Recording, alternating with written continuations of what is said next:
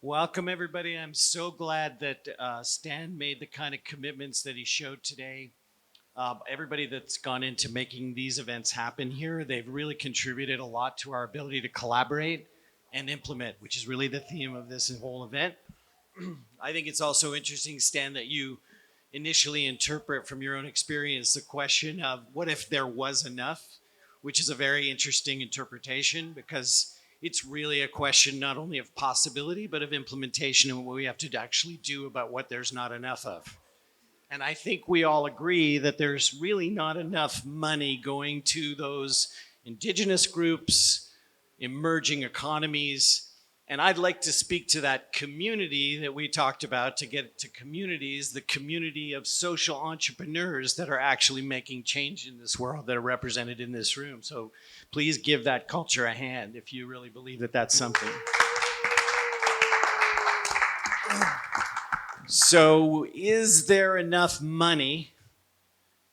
Is the most important question that we have had put to us in the usage of the conversation of is there enough, which has now been in 35 countries, had recorded social research over 7,000 hours, and there is no more emotional, no more impacting, no more compelling collaboration question that is provoked than is there enough money? We got here amongst us talking about what are we going to talk about? Is there enough what, right? Is there enough sustainability? We decided no. The one that's really on point here is there enough money? So that's what we're here to talk about. We have some experts on the stage as well. We have some people that are involved in this conversation already. If you could just introduce yourself. Hi, I'm Eric. I specialize in circular economy and sustainable finance, especially impact and systemic approaches to both topics. Yeah. Hi, I'm Tom. I'm with the Free Association Coalition. And yes, mutual aid economics for mutual aid in the internet age. Mark Diamond. I am the founder of eCoco, partner in Impact Launchpad, putting carbon credit deals into place to bring money from the global north to the global south and making money flow. To the right places. Yeah. Hello, I'm Rebecca Irby. I'm the founder and president of Peak Institute, Peace, Education, Art, and Culture. We work on transformative systems change. Through that work, we garnered the 2017 Nobel Peace Prize for our work in systems change.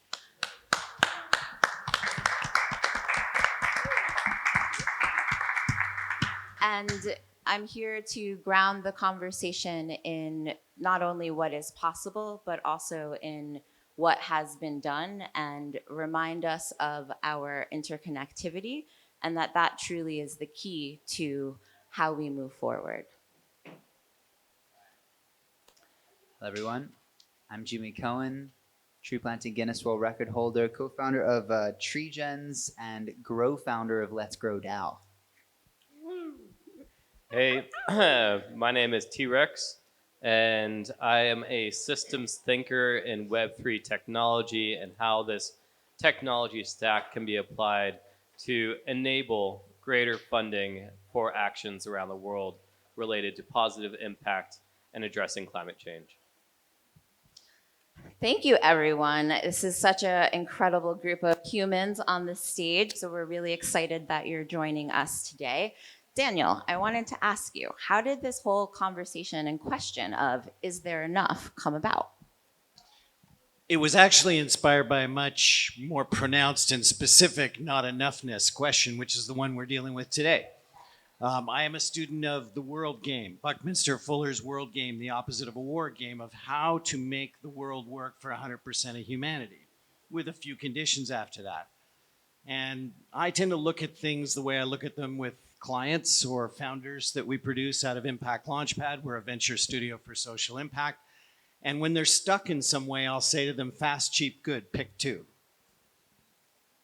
And I think that applies to humanity as a whole. And the question that I asked is whatever we might agree is the gap and the deficit in what we should be spending on, let's say, all of the 17 SDGs, which my estimate is that that's a $30 trillion gap. We should be addressing that question first, not just green climate bonds, but social impact bonds that can actually produce the true wealth that exists on this planet, which is human beings getting to a place of sufficiency. That is something we can invest in because there's always a return. There has never been a time in history where we've invested directly into human beings that we did not get an ROI. And if I look at those 17 SDGs, to me, they're human infrastructure. So shouldn't we be investing in those roads and bridges that are bringing us to the other side? So that was a question that I put out about how could we create an ownerless investment bank, but an ownerless bank of humanity that could invest not just in indigenous societies, not just in forestation, but in the social entrepreneurship that brings about the innovations that get implemented to actually make those results happen. Where we have the biggest gap is in supporting the young entrepreneur with the capital that they require. A guy like Jimmy is a fantastic leader of his company, and he deals with all of the media and he deals with all of the actual implementation, but he also has to deal with the funding. And that robs his time away from the real things we want him to do with that funding. So why don't we have a bank that does that? So I proposed that question, came up with this solution, which we call the Bank of Humanity. And the first time I ever showed it to a group of potential backers, their jaws were on the floor when they saw how feasible and sensible the circular investment economy we were talking about. And I went like this, isn't there enough? And after I uttered that question, nobody wanted to talk about anything but that. So it became not a way to just ask, what do we do about what there's not enough of in finance? But sometimes it's what do we do about, frankly, what there's not enough of in a relationship or in a business or in an organization, which is a world of its own, a world game of its own, one that constructs rather than destroys and divides. Does that answer your question? It does. Thank you. I heard you mention circular economies, and I also heard from our friend down at the end that that's your specialty. So I'm wondering, after hearing what Daniel was talking about, what's your perspective on this, being an expert in circular economy? Well, is there enough? Well, we already have enough materials. So I have a quite blunt statement that we don't need to extract any more for anything because we already got it out. We're just too stupid to deal with it in the right way, which is exactly the same thing with social topics. We're just not dealing with them in the right way. And so I think there is a big case to be made just to stop extraction, leave communities alone, don't disturb them more as they already are disturbed, rebuild them, heal them, take their spirituality back, especially in indigenous areas. So from a circular economy perspective, we should be smarter than we are acting today. And that comes totally is aligned with what you're saying about finance. We have to get the circularity in there with the right mindset. So I'm totally on you, totally agree with you on that, yeah.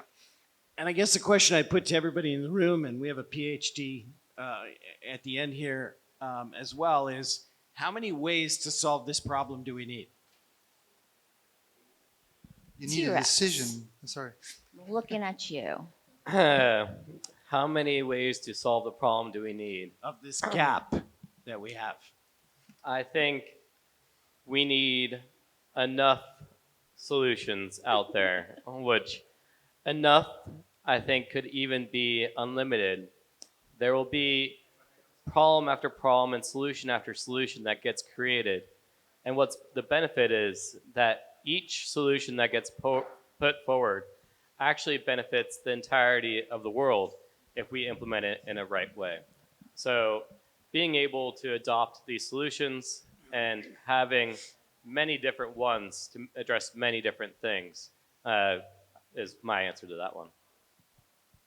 I once asked a negotiator, because I'm also the author of a Treaty of Humanity that's coming in 2026. I believe the reason why we don't have enough capital is simply because we don't have enough agreement.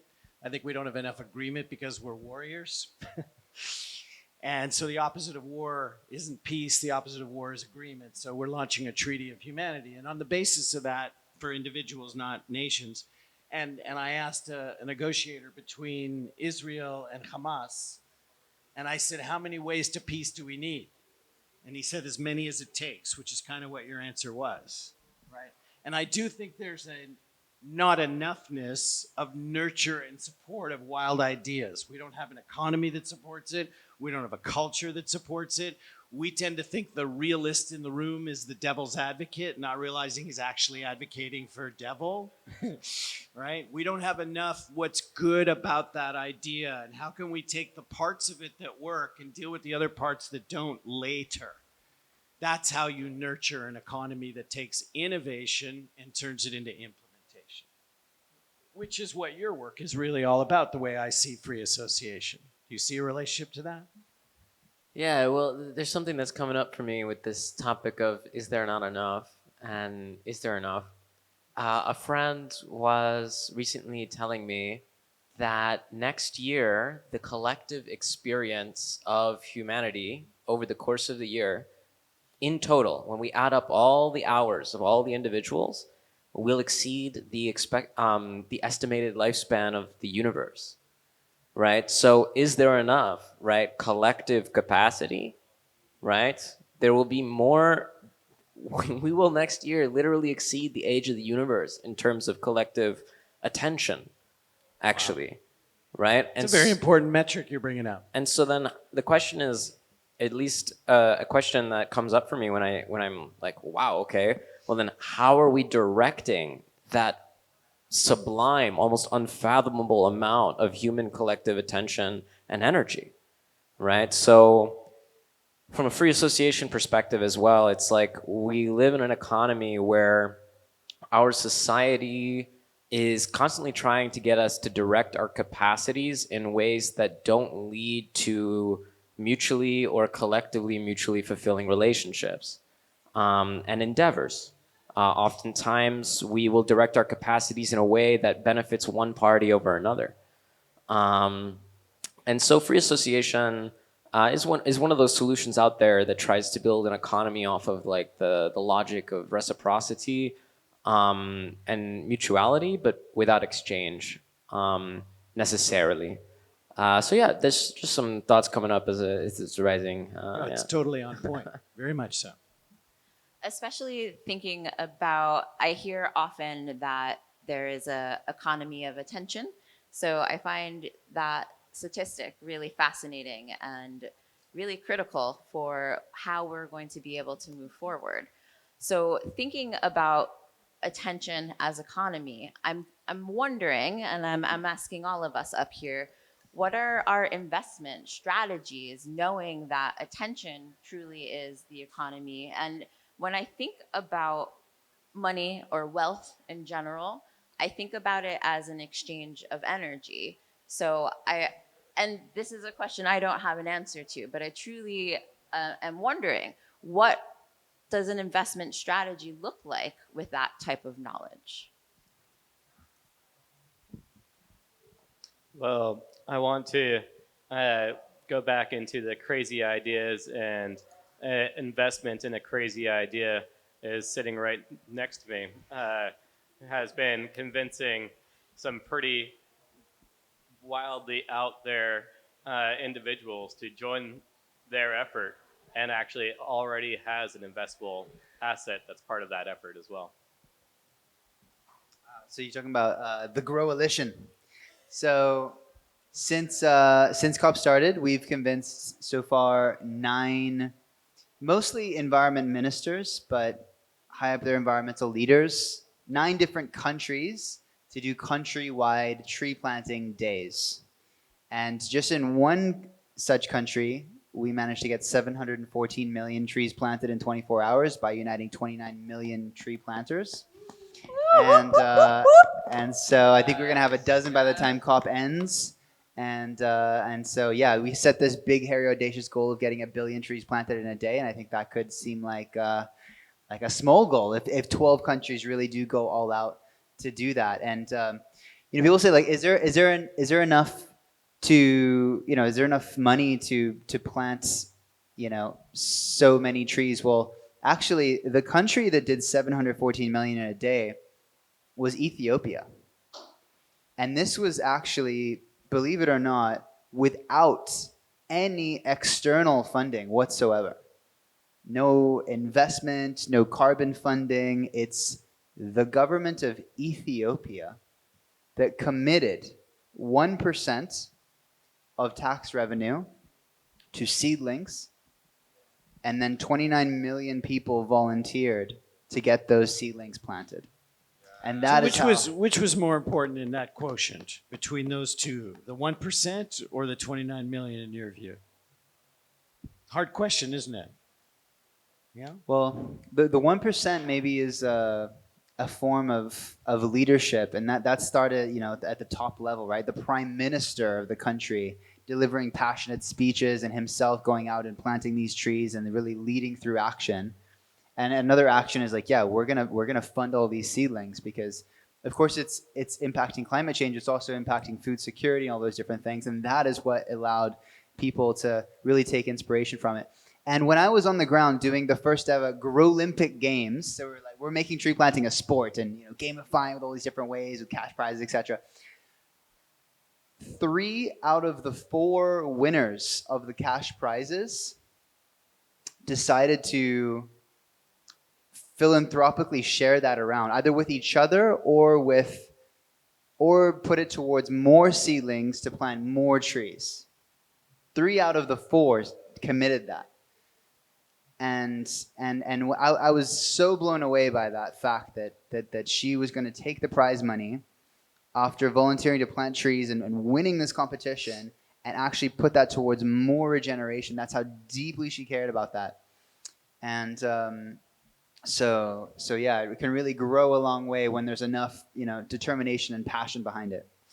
Rebecca, I'd like to address this statement that we're in an attention economy, because a lot of people do say that, even economists do say that, and I would argue that attention is currency, but it's not the actual economy. The real economy is actually based on agreement. In fact, I don't think we can even define money on this planet unless we know what wealth is. And the best definition I've ever heard of wealth is Buckminster Fuller's also, which I'm required by law every hour to mention his name, you know that. But effectively, I haven't found a better definition. And he said that wealth, not money, was your standard of living multiplied by the number of days forward you can sustain it. So some people have 8 or 9 days of wealth in this room, and some people might have 10 or 20 years, or Richard Branson might have 1 million years of wealth. If you define wealth that way, how else would you possibly build wealth than by agreement? We've had to have war and conflict before we proceeded with a treaty and agreement throughout history. And those agreements have been set by the winners, which is why we have the inequity we have.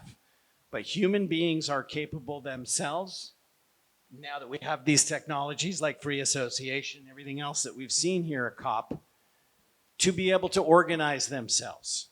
And that is where, if you take what Jimmy has created on 9 or 10 commitments that he's got here, he's now more wealthy in that organization because that attention of currency has now given the ability to make more agreements with more entities because it feels safer. Because the real issue of risk and financial management go hand in hand, because if we elevate the conversation from is there enough money to what risk is all about, and we solve the risk problem, we actually solve the money problem. Because if you take the concept that we have as partners, we say that humanity has already invented all the technology we need for 10 billion people on this planet to thrive. Already invented. You could stop all innovation tomorrow. We have everything we need. What we don't have is enough agreement about it, how to implement it, right? I mean, let's just talk about some of the technologies that you and I see in our work frequently, even some that we haven't announced publicly. You could probably talk about that will probably astonish some people in this room of what's already capable with today's technology. Yeah.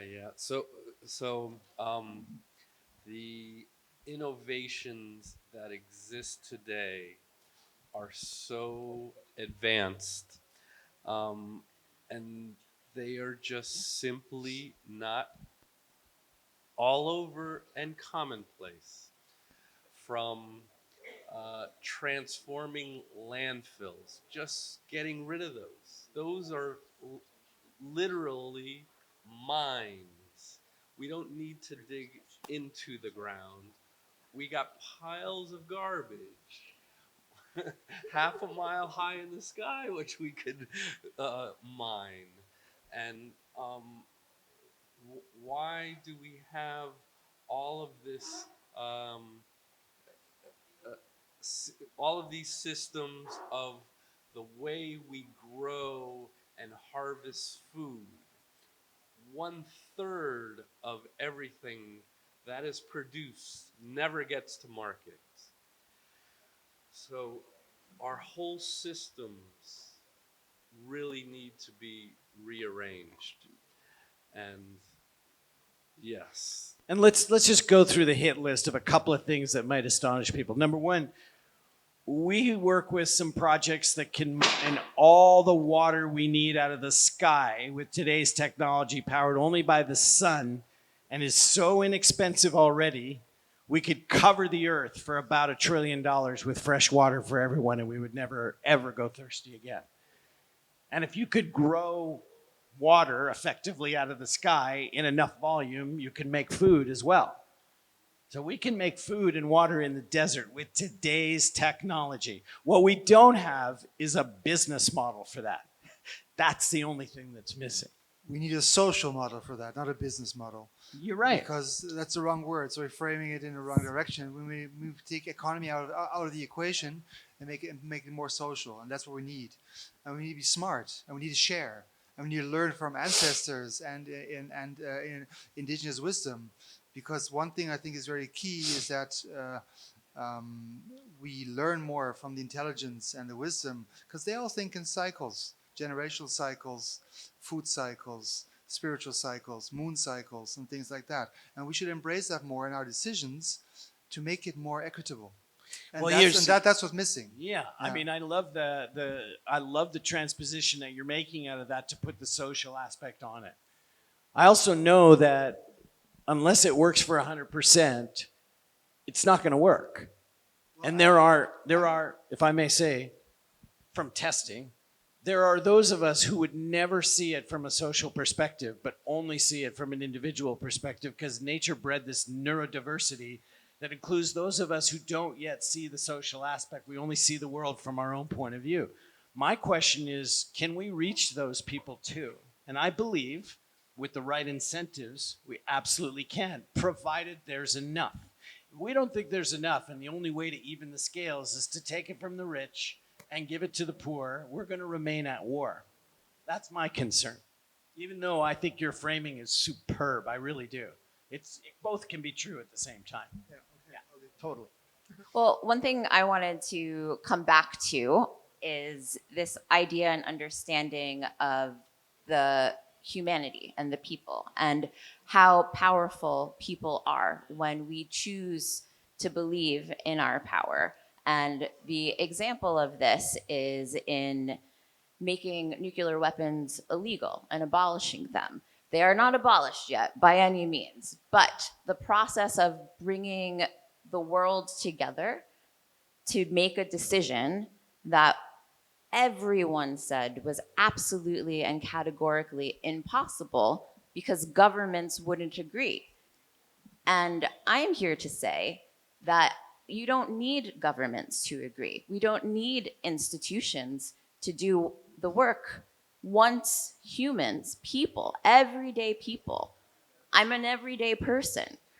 I was a teacher, and I got together with other teachers, and we decided that we were going to use our universities and use our campuses to create a movement around the world and simply ask people, is there anything in this world worth protecting? Do you love anything?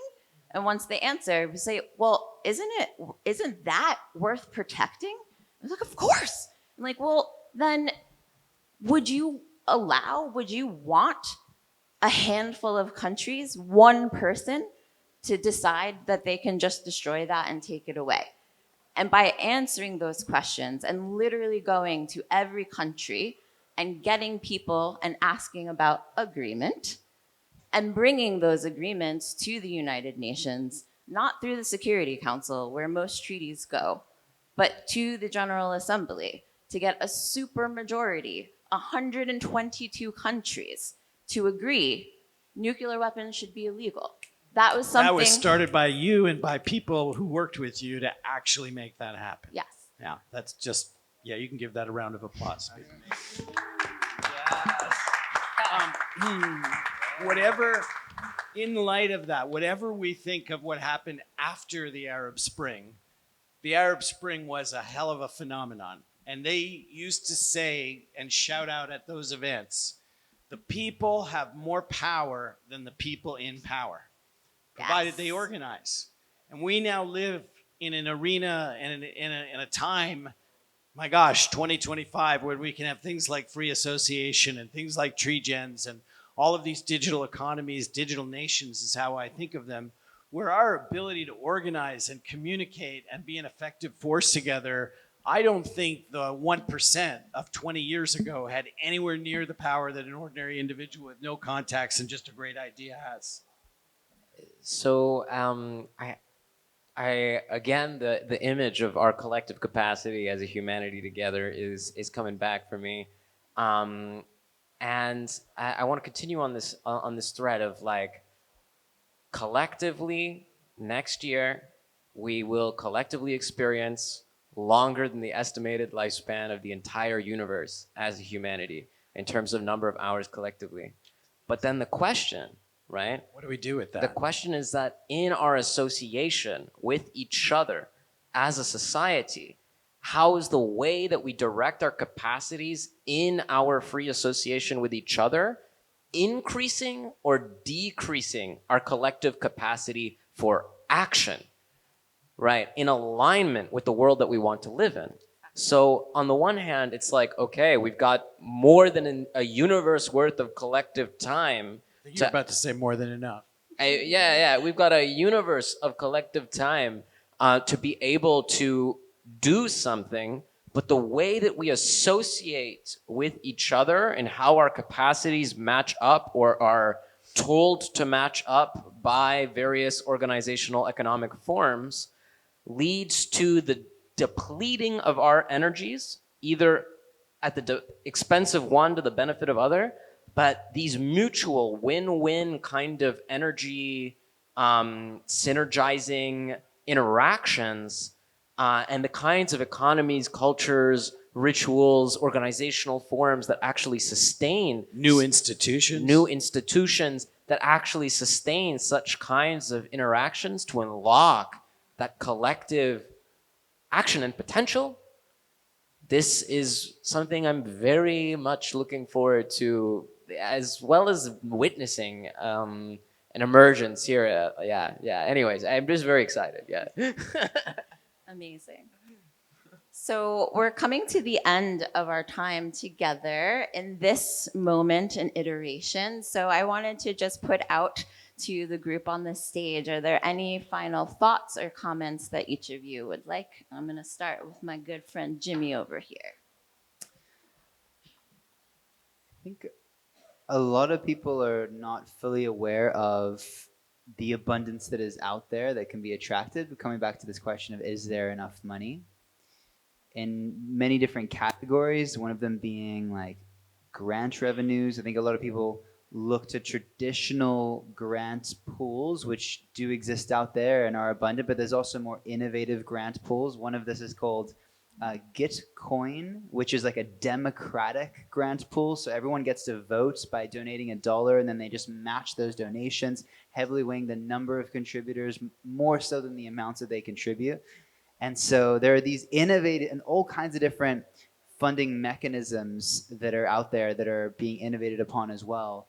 So there's the grant side and the new forms of that allocation process. Then there's the the impact side, and I learned that there were some funds that have deployed more than $5 trillion here at COP, these organizations, since 2005. And it's, with a T, like, damn, like, there's a lot out there. A lot And more happening positively than we have time on the news to talk about, that, obviously. yeah, exactly. The news is constantly covering the negative, but there's actually so much out there in abundance if you're going for it. But if you're constantly just thinking about the negative and from that place of lacking, then I think you're not going to be seeking those out as much. So I think it's very important to spend the first hour of your day in a positive way, and then really try to seek that out, and it's almost like law of attraction manifestation in a way, right? When you're like putting that out there and you're looking for these things, because it is out there. It's a matter of getting after it and also attracting it. Excellent. Thank you, Jimmy. For my final statement, very short, my mission is to help people remember how incredibly powerful each and every one of us is. However, we can only actualize that power when we come together in communities of care, and it's the power of we, not the power of me. So, making it better is my motto. I try to do this every day, and I will always push to make this world a better place tomorrow, today. Thank you. Yeah, let's do this. Any final comments on this? Well, I think we have enough of a lot of things, but what we never have enough of is enough love to just keep on going and making this all happen. So I'll plea for an abundance of love, and just moving forward, like many ancestral wisdom keepers have said during the COP, which was really, really well received by everyone, that they carry so much love and they share all their vision of caring and sharing and just moving forward in a very positive way. That's what I would really like to share with you all, just to keep that moving in abundance. Yeah. Thank you so much for expressing that, and for us recognizing we have these common interests and these common goals, and we all see it from a part of the way together through conversation. I am just as interested in the people who are never going to be a cop as the choir that we all are. And for some people out there, a bridge to find the love you're talking about is just to start with finding a little bit of agreement. And let me take it to the is there enough money conversation and saying our final words here. There's at least 1,000 trillion in economic wealth we know how to measure on this planet. I'm sure you would agree it could be higher than that. And yet we have a gap of 30 trillion. That's just a lack of agreement. Now, you and I, or us sitting here on the dais, might not exactly know the agreement that it should be. I mean, I believe I know exactly what it should be, but maybe it works and maybe it doesn't, and you can be skeptical about that. I can tell you it's taken me 7 years to report to you we're less than 20 months away from launching the pilot of the Bank of Humanity, so I'm right on camera making that commitment. And it's $1 billion just to test it. That's how big it is.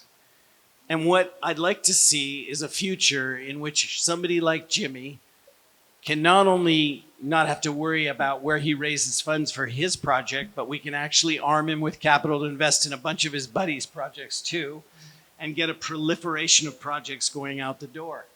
We have the capability to do that if we can figure out how to build enough agreement. And I mean agreement generally, not just the agreements that we're after. If we can make a culture of agreement, we're going to probably end up with more love as a result.